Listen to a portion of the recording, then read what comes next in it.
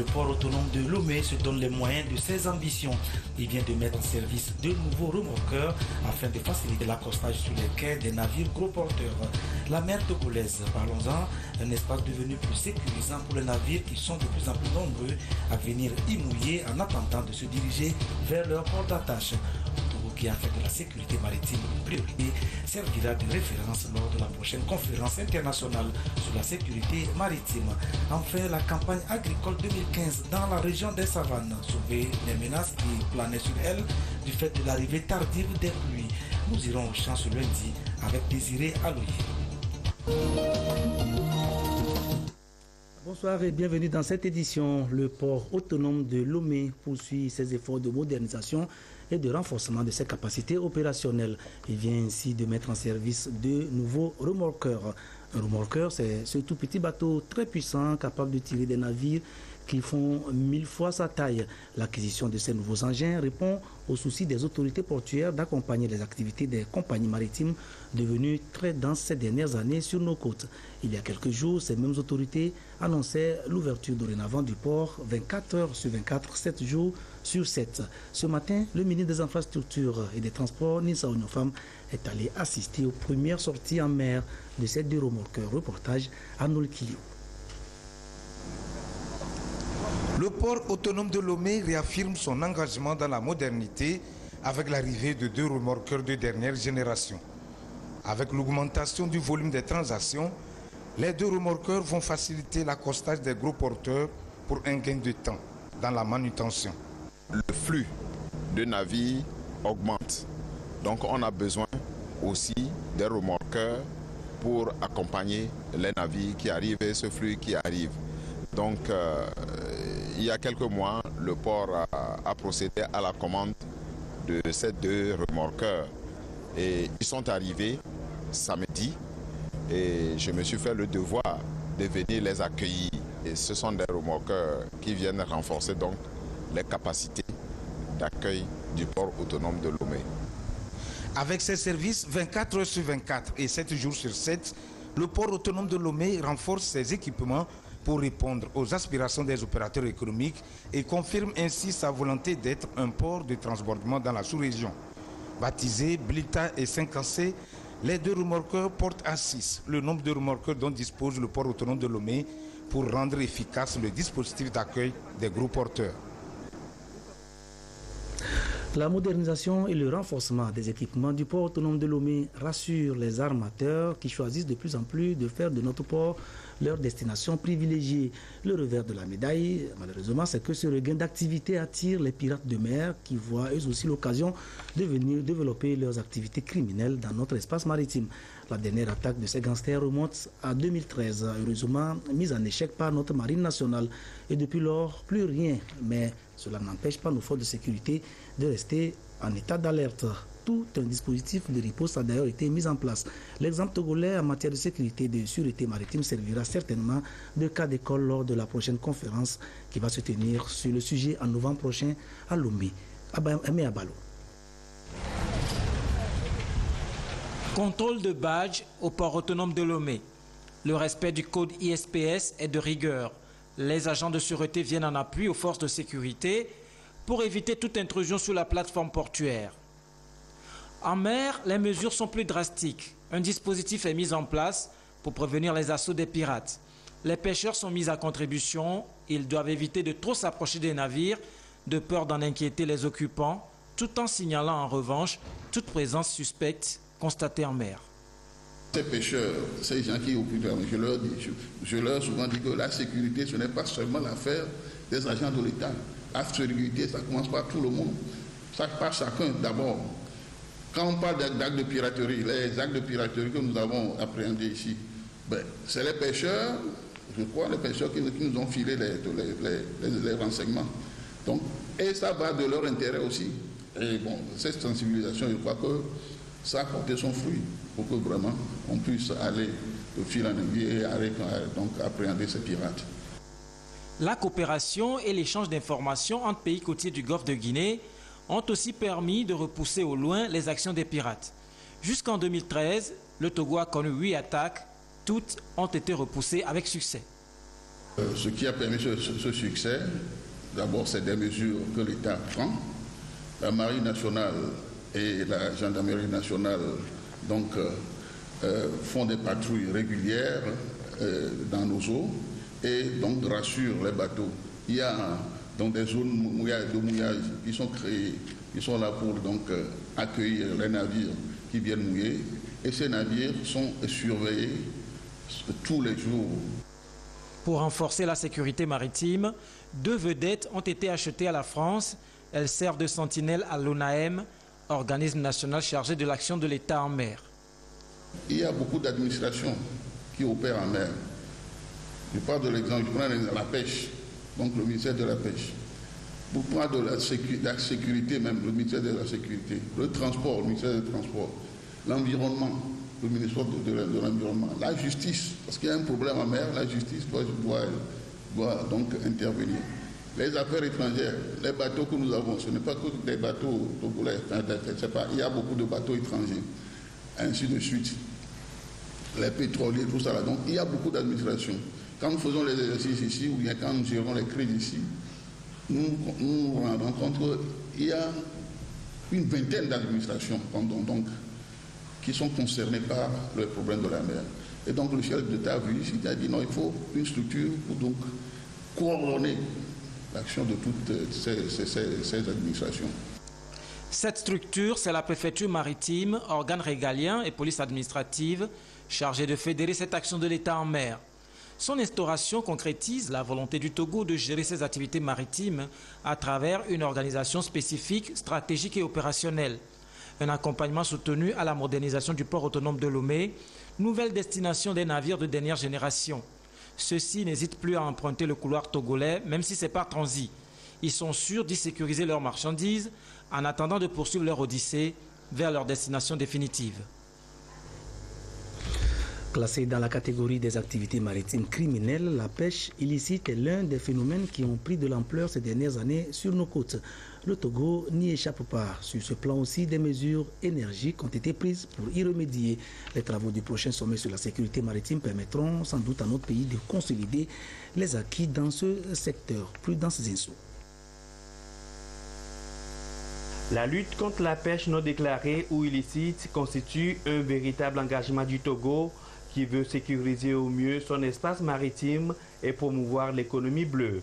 Malgré les mesures de contrôle mises en place, le phénomène persiste, ce qui a amené le gouvernement à redoubler de vigilance. La pêche illicite freine donc le développement de l'économie bleue et entraîne la réduction des zones de capture ainsi que la surexploitation des ressources halieutiques. Avant qu'un bateau ne vienne pour engager une activité donnée, le promoteur ou l'armateur doit nécessairement demander une autorisation d'activité au pays concerné avant de s'engager. Et donc, malheureusement, comme partout ailleurs, il y a des difficultés pour faire un contrôle absolu de la zone économique exclusive. Il arrive des moments, et très souvent malheureusement, que des promoteurs viennent s'installer sur le plan d'eau pour faire leurs activités. Violation flagrante des dispositions internationales.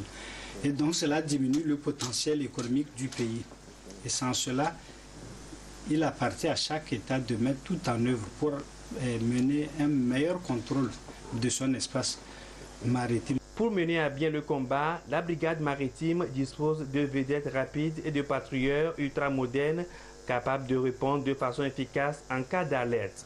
À cela s'ajoutent d'autres stratégies développées par le gouvernement, ce qui fait d'ailleurs de l'espace maritime togolais l'un des plus sécurisés de la sous-région. Il y a de cela 2 ans, on a interdit la pêche à tout navire. Les autorisations de pêche ou les licences de pêche ne sont plus délivrées. Ça, c'est un. Et puis, vous avez remarqué que le chef de l'État a mis des moyens suffisants pour doter la marine nationale des moyens navals pour mieux contrôler le trafic au niveau de notre plan d'eau, enfin de l'espace maritime. C'est ce qui rassure d'ailleurs même les opérateurs économiques. Il suffit de faire un tour au port pour voir la densité des activités du port. C'est dire que la sécurité maritime est maintenue, elle se renforce même chaque jour de par les formations qui sont faites au niveau des forces armées pour avoir sur le territoire un dispositif sécuritaire à même d'intervenir à tout moment et de façon efficace. La pêche au Togo contribue pour 4% au produit intérieur brut agricole, 1,3% au PIB national et emploie près de 22 000 personnes. Avec la réglementation instaurée par l'État, ce secteur retrouvera son réel potentiel pour couvrir de façon efficiente les besoins des populations en ressources halieutiques. Et que se passe-t-il pendant ce temps en ville? Eh bien, c'est dans les bistrots et maquis de la capitale que nous allons chercher la réponse à cette question aujourd'hui. Flairant les bonnes affaires durant ce sommet, tenanciers et restaurateurs s'activent pour offrir leurs meilleurs services aux visiteurs. On fait le tour de quelques-uns de ces lieux avec Esther Laclé et Rachel Aoukou. Environ 5000 personnes issues de 54 pays sont attendues en novembre à Lomé pour le sommet extraordinaire de l'Union africaine sur la sécurité et la sûreté maritime et le développement en Afrique. Les restaurants, bars et maquis joueront leur partition pour ainsi amener les visiteurs à se faire une idée sur le savoir-faire des Togolais dans le domaine culinaire durant le sommet. On est très content d'avoir du beau monde qui viendront visiter notre pays. Et comment on se prépare dignement à les recevoir, à leur présenter ce qu'on fait en cuisine africaine. Et puis ne pas agresser sur la cuisine africaine, mais leur donner le choix sur ce qu'ils connaissent et les faire découvrir le manger qu'ils ne connaissent pas. Donc non, on se prépare très bien pour les accueillir dans tous les sens du terme. Règle numéro 1, réserver un accueil chaleureux aux visiteurs. Brovi, un des maquis de Lomé spécialisé dans les poissons, s'active car concerné par cette rencontre internationale. Dans notre domaine, l'accueil est le plus important. Donc chaque semaine, on nous apprend ça. Donc on les attend patiemment. C'est la première fois au Togo que cette réunion aura lieu. Bon, ça cause de ça, nous formons les jeunes filles tout par rapport aux autres restaurants. Nous comptons plus les accueillir et plus faire d'efforts pour les recevoir. Au restaurant La Capitale, ils sont à pied d'œuvre pour la réussite de cet important rendez-vous qu'abritera le Togo. Nous avons depuis un moment commencé par aménager le site pour mieux accueillir et donner une impression positive du Togo, de notre pays. Quoi qu'on dise, c'est la terre de nos aïeux, nous ne pouvons que la valoriser. Tous ces acteurs de la restauration attendent beaucoup du sommet de Lomé. Quand il y a des devises qui entrent dans le pays avec des étrangers qui viennent, naturellement le chiffre d'affaires des restaurants augmente, le chiffre d'affaires des hôtels augmente, il y a plus d'argent qui circule dans le pays, ça c'est naturel. Donc nous allons faire plus de stocks, plus de prévisions, offrir des programmes, des soirées autour du feu, des programmes qui pourraient intéresser nos convives qui ne sont pas loin, avec des prospectus qu'on peut dispatcher. Approcher le ministère en question pour voir comment nous intégrer dans un programme cohérent d'accueil de ces convives-là pour mieux vendre notre domaine. On attend beaucoup puisqu'on peut faire beaucoup de chiffres d'affaires, c'est-à-dire on aura beaucoup de clients à gérer, donc ça peut nous faire beaucoup d'argent. Le Togo, un pays réputé pour son accueil et sa cuisine, va une fois encore confirmer ses dires et prouver sa suprématie en la matière en valorisant ses mets au cours de cette rencontre continentale. Et voilà qui nous rappelle que nous sommes à presque 63 jours de ce sommet, disons 63 jours plus précisément. La ministre de l'Action sociale, de la promotion de la femme et de l'alphabétisation veut développer une nouvelle approche de travail avec les services relevant de son département. Elle a ouvert des discussions dans ce sens ce matin avec les agents opérant dans la région maritime. La rencontre qui s'est tenue dans les locaux de la direction régionale maritime à Tchévier a pour but de donner un nouveau souffle au ministère dans l'option d'atteindre les objectifs fixés. Comment Provodé. Il s'agit d'une tournée de prise de contact avec l'ensemble du personnel du ministère de l'Action sociale, de la promotion de la femme et de l'alphabétisation. Madame Koulani Yenchare, en charge du dit département ministériel, a échangé avec le personnel de la région maritime. Une rencontre qui lui permettra d'évaluer la mesure des défis à relever. Ces défis sont énormes. Il y a des problèmes de financement. habituellement, ce qui se pose, des problèmes de financement, des actions à mettre en œuvre sur le terrain, principalement des financements pour la prise en charge des personnes vulnérables. Des personnes arrivent à l'hôpital, par exemple, complètement démunies. Ils ont besoin d'être pris en charge, mais au niveau régional et au niveau préfectoral, il n'y a pratiquement rien. Il va falloir agir parce que, comme vous le savez, le quinquennat du chef de l'État est placé sous le social. Selon la ministre, la ponctualité, le dévouement, la disponibilité, le respect de la hiérarchie doit prévaloir afin d'atteindre les objectifs assignés à ce département. Dans la région des Savanes, c'est plutôt le soulagement dans les milieux des producteurs agricoles. L'arrivée tardive des pluies avait semé le doute dans les esprits, faisant redouter une saison agricole catastrophique. Mais avec l'encadrement et les conseils avisés des techniciens agricoles, les cultures ont repris rapidement des couleurs, la verte en particulier, et c'est donc une région de savane toute verdoyante qui s'offre au regard des visiteurs. Désiré Aloyer nous y conduit. Jusqu'à la deuxième moitié du mois de juin passé, les producteurs agricoles dans la région des Savanes avaient la peur au ventre. Pas de pluie conséquente, un constat visible pour cause de changement climatique observé. Plus de peur que de mal. Après 2 mois et demi, le constat le voici. Une couverture végétale qui porte espoir. Partout dans les 5 préfectures, d'immenses superficies emblavées. C'est à partir du mois de juillet que vraiment la campagne a démarré sérieusement. Et au vu de la verdure, au vu des parcelles que nous avons traversées jusqu'à présent, on peut vraiment s'estimer heureux. Le conseil que nous donnons aux producteurs, c'est de saisir la chance dès qu'il y a la possibilité de faire de l'agriculture. Dès qu'il pleut, il ne faut pas traîner. Dans les savanes, les cartes travaillent au quotidien avec les producteurs pour adapter les techniques culturelles et les semences aux caprices de la Dame Nature.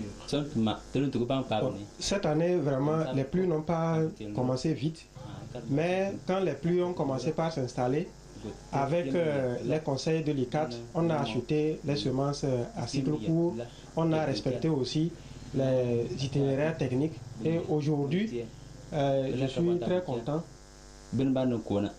L'arachide RMP 12, Isiaga 19 BT, l'haricot Vitoko, le maïs Ikene et Obatampa, le sorgho Sovarto 1 et 28, le riz Nerika et RM sont entre autres variétés adaptées à la région. Une véritable course contre la montre pour rimer avec la pluviométrie qui baisse d'année en année. Dans le cadre du projet ADAPT, nous leur recommandons des variétés qui puissent faire face à la diminution des pluies que nous connaissons. Nous préconisons des variétés à cycle court, des variétés améliorées à cycle court. Les quatre viennent, ils nous donnent des conseils. On respecte ce qu'ils disent et on travaille. Quand nous on regarde le riz là même, tout le monde est content. Au niveau des magasins de stockage d'intrants, c'est l'affluence. Après un moment passager de pénurie d'engrais, le gouvernement a réagi. Les stocks sont de nouveau disponibles et accessibles à tous. Il n'y avait pas d'engrais, on souffrait. Aujourd'hui, je suis très content d'avoir gagné ce sac, puisque ça va me servir beaucoup.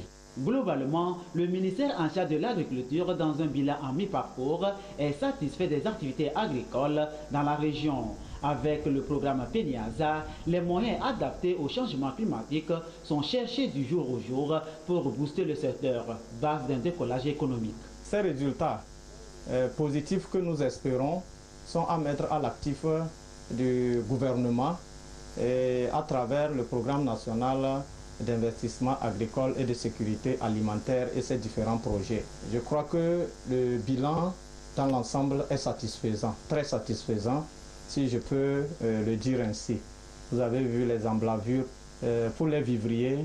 Nous sommes très confiants pour la suite. Ici jusqu'à mi-octobre, nous avons encore des pluies suffisamment bien réparties. Nous comptons pour la région des Savanes assurer l'autosuffisance et la sécurité alimentaire. Autour des Zapnano, par exemple, dans l'ouest de Tanduaga, les promesses du gouvernement sont en phase d'achèvement. Des magasins de stockage à plus de 500 tonnes chacun pour stocker les récoltes du riz de ces immenses champs emblavés surtout par les groupements féminins. L'agriculture, le président sortant de la BAD, Banque africaine de développement, lui, il en avait fait son cheval de bataille durant ces 10 années passées à la tête de l'institution. Demain, 1er septembre, est la date à laquelle Donald Kaberuka va céder son fauteuil à son successeur, le Nigérian Akinwumi Adesina. Du Rwandais, l'on retiendra quand même qu'il aura été l'homme qui a redonné à la BAD toutes ses lettres de noblesse dans le domaine du financement des activités de développement en Afrique. Le secteur agricole comme vecteur de développement du continent africain, tel aura été l'un des leitmotifs de Donald Kaberuka durant ses 10 ans passés à la tête de la Banque africaine de développement. Durant ses 2 mandats de 5 ans, Donald Kaberuka n'a eu de cesse de vouloir améliorer la production agricole du continent. Pour nous, à la base de l'agriculture, il y a tellement de choses à faire pour augmenter la productivité. Mais la chose la plus importante à notre niveau, c'est faire fonctionner les marchés correctement. Parce que quand un fermier va planter, c'est pour se faire de l'argent. Mais il y a des régions d'Afrique où, à cause des mauvaises routes, des manques d'infrastructures, la production est la bonne, mais 40% est perdu. Donc là, si vous augmentez la productivité sans des infrastructures, c'est pas utile pour le pays. Donc nous allons mettre l'accent sur les infrastructures agricoles, nationales et régionales. Selon la BAD, l'Afrique pourrait gagner des points de croissance supplémentaires avec de meilleures infrastructures. Aussi, l'institution panafricaine finance et crée régulièrement des partenariats avec les politiques nationales agricoles de différents pays africains. À titre d'exemple, en mars 2015, le Nigeria a reçu 175 millions de dollars pour son programme de transformation agricole. En mai 2015, c'est le Sénégal qui obtient le financement de 18 milliards de francs CFA pour lutter contre l'insécurité alimentaire. Chaque année, nous investissons près de 500 millions de dollars. Ça, c'est ce que mon département investit. Mais il y a aussi les autres départements, comme celui du secteur privé, qui contribuent de manière directe ou indirecte au développement de l'agriculture. Ou encore le département des transports qui développe des routes, par exemple. Pendant les mandats de Donald Kaberuka, la BAD est devenue la première institution de financement du développement de l'Afrique. Le président sortant de l'institution financière passera le flambeau ce 1er septembre 2015 à son successeur, le Nigérian Akinwumi Adesina, élu en mai 2015. Sous Donald Kaberuka, la BAD a été l'un des partenaires de premier rang du Togo dans son cheminement vers le développement. Lui reconnaissant ce mérite, le peuple togolais, par l'intermédiaire du président de la République, a remis la semaine dernière au président sortant de la banque la plus haute distinction honorifique du Togo. Il a en effet été élevé au grade d'officier de l'ordre de mérite. Même quand il s'agit d'aider nos États victimes de catastrophes de toutes sortes à faire face, la BAD a été présente. Et ce ne sont pas les responsables de la commission de la CEDEAO chargés de la gestion des catastrophes qui diront le contraire. Avec l'appui de l'Organisation nationale de gestion des catastrophes du Ghana et de l'US Africom, ils viennent d'animer une grande session de formation de 3 semaines au Centre international Kofi Annan pour la paix à Accra à l'intention des acteurs impliqués dans la gestion des catastrophes en Afrique de l'Ouest. L'objectif était d'amener les participants à disposer des outils et stratégies de riposte pour intervenir efficacement dans les situations de catastrophes. Exemple de l'épidémie de fièvre à virus Ebola qui a fait trembler toute la sous-région ouest-africaine et même le monde entier. Clarisse Atikler a participé à cette session. Voyons ce qu'elle nous en dit. Centre international Kofi Annan de formation au maintien de la paix à Accra au Ghana. Ici, les leçons tirées de l'épidémie d'Ebola sont utilisées pour faire acquérir aux différents acteurs impliqués dans la gestion des catastrophes au Togo et au Sénégal des compétences et outils efficaces de riposte. Le désastre causé par la maladie à virus Ebola, avec plus de 11 000 morts dans les pays touchés en Afrique de l'Ouest, est désormais un signal fort pour tout le continent. C'est une très belle initiative, car cette formation servira à ce que le Togo soit prêt pour répondre à toutes les catastrophes qui peuvent survenir à tout moment. L'initiative de préparation aux catastrophes en Afrique de l'Ouest est mise en place par la CEDEAO et conduite par l'Organisation nationale de gestion des catastrophes NADMO au Ghana avec l'appui de l'US Africom. La formation s'est déroulée en phase théorique et pratique. Ici, par exemple, les participants simulent une unité de traitement Ebola avec ses différents compartiments. De l'autre côté, ce sont des techniques de premier secours qui sont enseignées pour une intervention rapide en situation d'urgence. Le Togo, pour sa part, repart avec l'espoir de disposer d'une structure opérationnelle de gestion des catastrophes. Nous avions, pour le Togo, appris beaucoup de choses, surtout la nécessité de la mise en place d'une agence unique chargée de la gestion des catastrophes qui va regrouper tous les acteurs intervenants dans la gestion des catastrophes et surtout la création d'un centre que les Américains demandent de tout vœu, d'un centre national des opérations d'urgence. Et au niveau du ministère de la Sécurité et de la Protection civile, nous avons déjà entamé le processus de création de l'agence. Le consultant a déjà travaillé, les tests sont là, il suffit de les entérimer au niveau du secrétariat du gouvernement. Donc il est important que l'ensemble des États soient préparés, aussi bien au niveau interne, mais au niveau aussi sous-régional, pour qu'on puisse développer des mécanismes opérants, des mécanismes pertinents, des mécanismes efficaces de préparation, de réponse et de relèvement face aux catastrophes. Au total, 15 pays en Afrique de l'Ouest sont couverts par cette formation, auxquels s'ajoutent le Tchad et le Cameroun, et qui touche notamment à la prise en charge sanitaire, la logistique, sécurité et assistance civilo-militaire, les opérations de commandement et les stratégies de communication en situation de catastrophe. Après Palimé, Montien, Vaughan et bien d'autres localités du Togo, l'ONG La Chaîne de l'Espoir vient de poser bistouri, scalpel et stéthoscope au centre hospitalier préfectoral d'Anéro. Objectif, offrir des soins chirurgicaux gratuits à une centaine d'enfants souffrant de pathologies diverses, hernie, bec de lièvre, malformation des os, etc. La phase d'enregistrement et de consultation a débuté hier et ce lundi, l'on est passé aux soins proprement dits. L'ensemble des opérations va durer une semaine. Reportage Gérard Lagoudou, Carmen Madje, Aka. L'ONG La Chaîne de l'Espoir entame une campagne de soins gratuits au profit des populations. Au centre hospitalier préfectoral d'Anéro à Dido, plus d'une centaine d'enfants malades sont pris en charge. Habituellement, c'est des maladies simples qui peuvent guérir rapidement.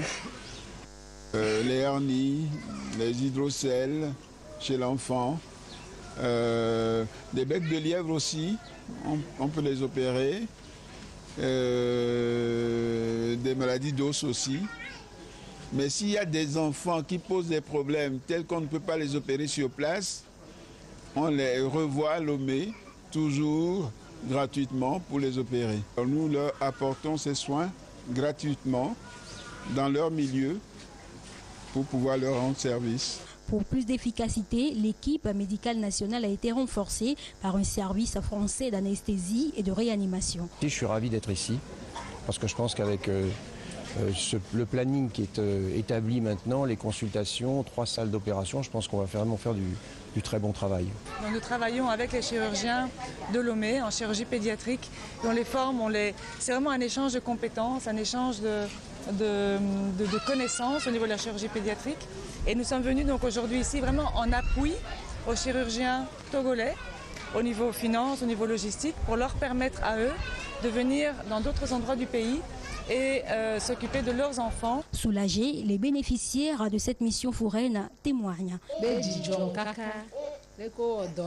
suis très ravie des soins gratuits de mon enfant. Que Dieu les bénisse et que leur mission continue. Implantée au Togo depuis 2002 et opérationnelle en 2008, l'ONG La Chaîne de l'Espoir est présente dans une trentaine de pays de par le monde entier. Elle est basée à Paris, en France. Sport, athlétisme et l'excellente moisson de médailles des athlètes africains au 15e championnat mondial d'athlétisme de Pékin. Notre continent s'est payé le luxe grâce à ces athlètes de se placer en tête du palmarès devant la Jamaïque et les États-Unis. Un exploit que l'on doit surtout aux athlètes kenyans qui ont fait une véritable razzia avec un total de 16 médailles dont 7 en or. En mètres de remontée impressionnante pour une dernière médaille d'or et le sacre de toute une nation. Dernière journée de compétition et 3e titre mondial consécutif pour Asbel Kiprop qui s'impose devant son compatriote Elijah Manangoy. Un doublé, c'est ce qu'il fallait au Kenya pour terminer en tête du tableau des médailles pour la première fois de l'histoire. Je suis vraiment heureux de faire partie des Kenyans qui ont gagné. Il fallait l'or pour le Kenya. J'ai fait ce que j'avais à faire et je suis très content. Le partage du podium, les Kenyans nous y ont habitués pendant ces mondiaux. Imbattables sur le 3000 mètres steeple, ils raflent tout. Mais la révolution de ces mondiaux de Pékin, c'est ce moment-là. 92,72 mètres, longtemps chasse gardée des athlètes scandinaves et d'Europe de l'Est. Grâce à Julius Yego, le javelot devient africain. Mais son triomphe, le Kenya le doit aussi aux dames, à l'image de ce superbe sprint de Viviane Cheruiyot qui remporte le 10 000 mètres et son 5e titre mondial. Ma tactique, c'était de gagner. Et si je ne gagnais pas, c'était d'avoir fait de mon mieux. Mais chaque médaille a son revers et les démonstrations de force du Kenya vont sans doute renforcer les suspicions de dopage qui planaient avant même le début de la compétition. Les athlètes Koki Manunga et Joyce Zachary ont d'ailleurs été suspendus du championnat après avoir été contrôlés positives. Quoi qu'il en soit, les mondiaux 2015 feront date dans l'histoire de l'athlétisme africain. 32 médailles dont 12 en or, un record. Et bien voilà, ce journal s'arrête ici. Merci de nous avoir suivis. Retrouvez Isidore Kobatine pour notre dernière édition du jour. Excellente soirée à vous tous. Au revoir.